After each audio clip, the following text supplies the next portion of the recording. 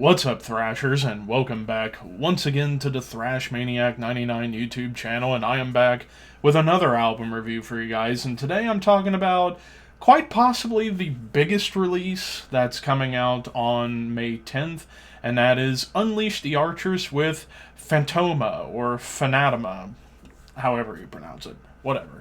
Anyways, this also, like I said, came out on May 10th, this time on Napalm Records, and, well, this is a band I've been needing to dive further into for a while. I believe I did check out some stuff from their last album, Apex, which came out in 2020, and I don't remember if I included it on my Album of the Year list for the Horseman podcast that year, but I've heard some stuff from this band, and well, for those who don't know, this is a Canadian power metal band, and well, as accurate as it is to call them power metal, I feel like there's more to them than just power metal. Like, there's some classic heavy metal nods in here, some occasional melodic death metal moments. Then again, their early sound kind of had a little bit of that melodic death metal flair mixed in with power metal.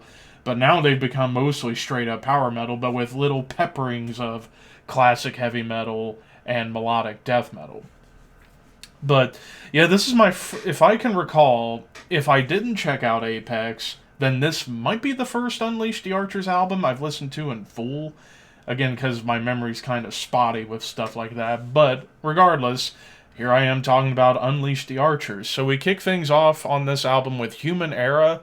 And this song reminds me so much of Iron Maiden, and I'm talking Seventh Son of a Seventh Son era Iron Maiden with that opening riff, and that riff kind of stays throughout most of the song. I immediately got vibes of that album, and that's one of my favorite Maiden albums. There's even some really solid groove going on this track with the tasteful melodies, even a 3/4 groove, which was really cool. But I like how the tempo picks up into more of that like Maiden-esque gallop, and even some really cool vocal rounds. Like Brittany Slayes, I gotta say, like, yeah, I may not be the world's biggest fan of power metal, even though I enjoy some power metal. I gotta say, when it comes to Brittany Slayes, she's got a massive voice, and holy shit, she knows how to carry songs, and she's not like over the top or cheesy or going super operatic like Tarja Turunen, for example. No, she's delivering her own level of grit, yet melody on top of her vocals. And pretty much throughout this entire album, she puts on a hell of a performance when it comes to the vocals. And also with Human Era, this opening track, even some of the synths that pop up kind of have a little bit of that Seventh Son vibe to it.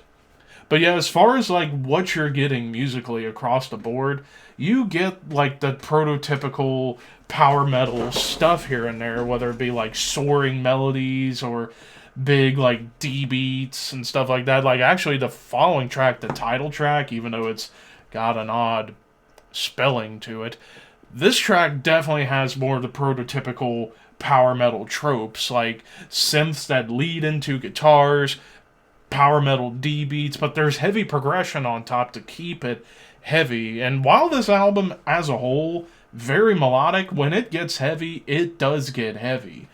And also, starting here, the choruses, I mean, I can't think of a chorus on this album that missed, in my personal opinion. Like, I thought the choruses were pretty epic on here and huge, and even some choruses I'll touch on later on that kind of have a different feel to it. But also what I love about this title track is you get some neoclassical play on the guitars, which I always appreciate, a nice, tasty neoclassical lick. But as we continue on, then later on you get into a song like The Collective. This one kind of feels like what would happen if a power metal band wrote a melodic death metal song, but mostly clean vocals. Because you get double time stomps galore on this song, almost like a power metal version of Bolt Thrower or Amon Amarth, something like that, but without death growls or like crazy lower tuned guitars. It was just more taking that double time stomp but doing it in their own way. but the lead melodies that go along on top of it was really cool. And it's energetic, but yet you get some thrashy nods, like definitely comparable to a band like 3 Inches of Blood or even Children of Bodom. And of course, Maiden gallops in the chorus. And then starting on this track, and for the most part for the rest of the album, you get I think it's Grant, who's the guitarist, one of the guitarists. I believe he's doing black metal screams. And I like when the black metal screams come up alongside Britney's vocals because they act like a perfect tandem of Beauty and the Beast, pretty much. And that happens in the bridge. And then even the breakdown, you even get a breakdown, which I think is maybe the only time I would say on this whole album you get a true blue breakdown, and it's chuggy, almost like death metal a little bit, but done in a power metal way. And then I can't believe I've gone on this long and I've not talked about leads. Like, the lead work on this album, I think is fucking flawless. Like, you get great phrasing, some awesome shreds, some taps, maybe even some sweeps here and there, but it's always about the hook with the melody when it comes to the guitar solos. Then we move into a track like Green and Glass. This one, again, kind of has a little more of the power metal trappings, D beats, guitar phrasing, some thrashy nods, and some awesome guitar harmonies on top of the leads. And then later on, you get into tracks like Gods in Decay and the closing track, Blood Empress, definitely going back a little more towards classic metal territory when it comes down to inspiration. While Gods in Decay, I will say, might have been my least favorite song of the album. I just feel like it kind of it was kind of stale in the beginning, despite, the upbeat melodies. It picked up my attention towards the second half when it got more classic metal inspired, and of course the lead section was killer. Then we get into the longest track of the album at 7.5 minutes, Give It Up or Give It All. This was more or less a balladish track. You got piano, somber, clean melodies, a sorrowful lead melody. But then the tempo picks up a little bit more towards Judas Priest territory, and even the chorus feels like an anthemic chorus for a crowd. And then later on, the next few tracks, which were some of the singles, Ghosts in the Mist. This one might be the heaviest song of the album, like lower guitars, I think they're tuning down to C. Chuggy riffs, it grooves hard, but you got cool harmonies on top. Another big chorus, of course. Seeking Vengeance. This one kind of goes for all sorts of different things, like the upbeat, soaring power metal, but thrash metal elements and groove in the chorus. And then, like I said, with Blood Empress, this one kind of has some Judas Priest melodies. Has a bit of a doomy build before you get into more classic metal terrain. And even Britney's vocals, she kind of went a little lower in the register, and I think she's got a great low range too.